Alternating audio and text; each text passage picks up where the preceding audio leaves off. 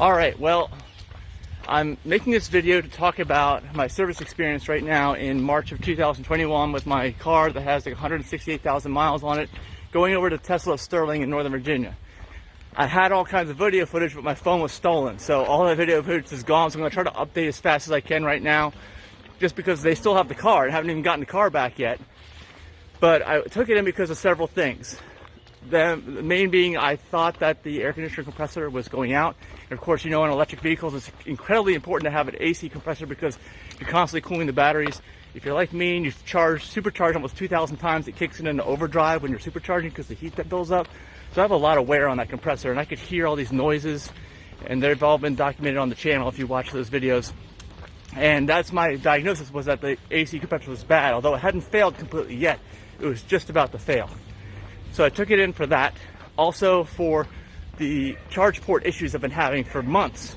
And I thought it was a software issue for the longest time, but it seemed like no matter what software updates I would get, it would still not fix itself. So I took it in, diagnosed it. They said, yes, new charge port, no problem. But then they said on the AC, they said that they think they can flush it out and clean it out and it'll be fine. I'm like, are you sure? Because they gave me a 2017 Model S, about the same vintage as mine. It was like 3 months newer, I think. And it wasn't making any of those noises. And they were very obvious coming from the passenger front tire area on every, I don't know, 10 seconds, 15 seconds or so. Whenever the HVAC was on, and only when the HVAC was on, it was doing that. So I pressed them and I said, are you sure this is a fix?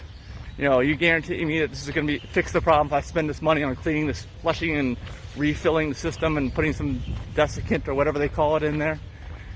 And they said, well, let me ask the technician. And then they came back to me and said, yeah, you need a new compressor. And my car is, you know, almost 170,000 miles on it, almost 2,000 supercharges. So that's a ton of wear on that system, used a lot. You can't get an electric car that can fast charge without an air conditioning system, because like I said, it doubles not only to cool you and the cabin, but also the batteries, especially if you're fast charging like I am. And we used to run it all night a lot. Oh yeah, and car camping, that's right. You consider the car camping and all of that.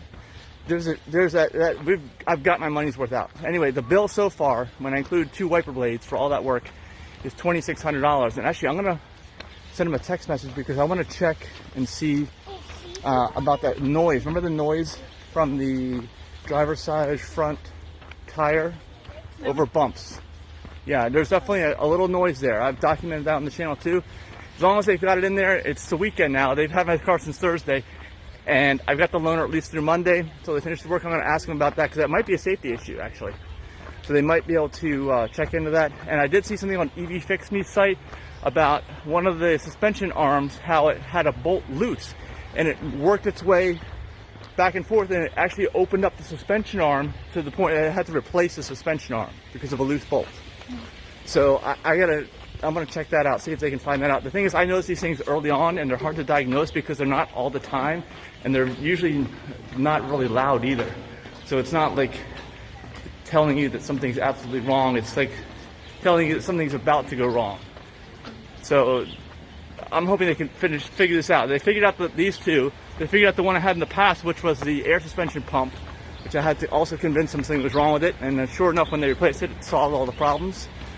And like I said, they were nice enough to give me Model S. I asked for Model X. The one I have is 2017, I think May build. Mine's a March or February build.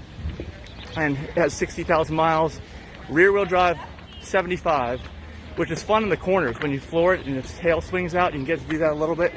But it's in chill mode. All the stuff's in chill mode. They limit you to 200 miles a day now on the agreement. These are all new things. It's also a little bit newer because it has the matte gray on the backs of the seats instead of the high gloss black that I have. So I know it's a little bit newer. It also has MCU1, which I can tell you, I can never live with that thing again. Just trying to switch songs on the radio, the lagginess. I had to reboot it once already. I could never live with MCU1 ever again. I don't know how they can get away with that. Yeah. It's too slow to refresh your map too. Yeah, the maps, yeah, and the radio stations. It's just the lagginess is crazy. And it has autopilot and it works. I had to turn it all on and go through the disclaimers. Yeah, but it does work. And it amazes me it works because I'm seeing how laggy that computer is. And I also noticed that even when you're playing the radio sometimes, not even switching songs, the streaming songs, you hear the music kind of stop and skip because the computer processor can't keep up with it. So I don't know how it can do autopilot and do all that. But these are things I remember. That's the way mine used to be. That's just the way it is on MCU1. So these are all thoughts. But so far the service experience has been good. The appointment was good. The communications have been good. Got a car, and it's got a sunroof too. Denise hasn't seen it. It's one of the older ones. You can't even get that anymore, Model S. The half roof retractable sunroof, which is nice. I took the Lexus out of the carport so you could park your S in there. Oh, you did? Okay. I can't wait. Mine's all dirty. It was nice and clean when I got it also, but I really dirtied it up taking it to the farm yesterday. They're not gonna like that. I'll have to sweep it out before I return it. Dirt road. Yeah, well, it was really clean. It was black. You know, so it gets dirty fast like mine. But yeah, anyway, it's been good, and we'll update you more as time goes on with this. All right, this is my car. It is dirty now, but this is the one I have. Our rental. I'm glad I have it. 75. Okay, picking the car up this morning. Total bill was what they said, $2,300.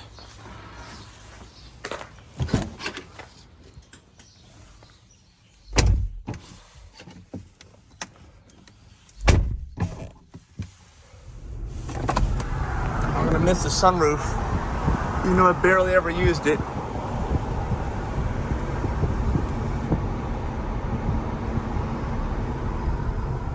In 500 feet, turn right onto Shore Road.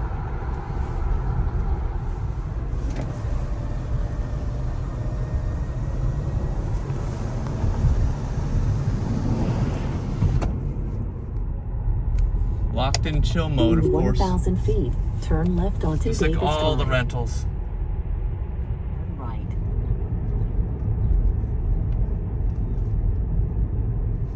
I think that's my car out there.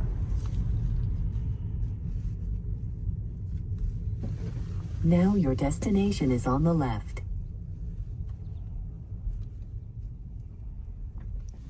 That's me right there, I think.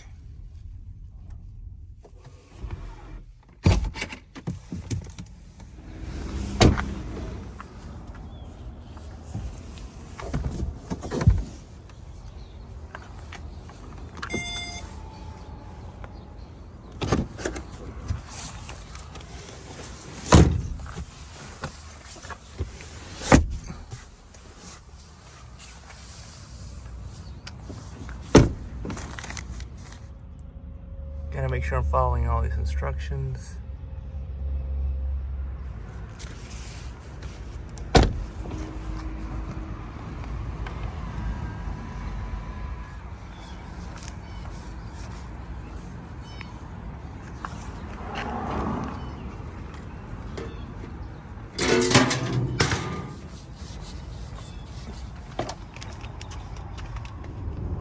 All right, I don't hear anything with the climate control on. Nothing, just like the Model S rental I had. Perfect.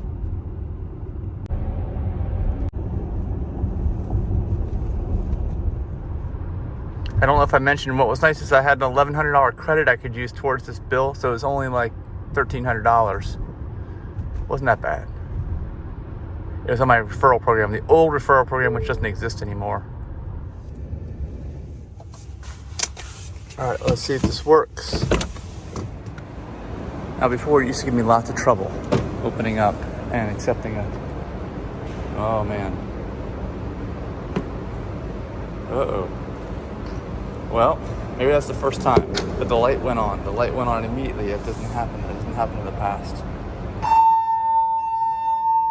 the heck is that? It's a fire alarm. All right, so it's charging right away. Like, I didn't have to wait. Aside from that thing not opening right away, but we'll keep an eye on that. And of course, when you take your car in for service, you always want to bring it down to like 75-80% of battery, because if they do charge it, and you don't have a limit on it like I usually don't, then it'll go all the way to 100, and you don't want that. Just a friendly reminder. But it looks like everything's fixed now, I hope. They also gave me a new set of windshield wipers. I haven't put them on yet. I told them they didn't have to, so I'm doing it at some point. All right, let's see if this disconnects properly. Now in the past when it wasn't working, what happened was I disconnected and it wouldn't close on its own. Do all kinds of weird things. So let's put this here and let's watch it. All right, well it closed most of the way on its own. Why is it not closing all the way? Well, may have to be looked at, I don't know. When I try to open the charge port, it doesn't actually open. It kind of, you can hear it trying to do something. Hear that? Hear that? Well, it tried, and then it'll let me open it like that and accept the charge. And then when I go to close it,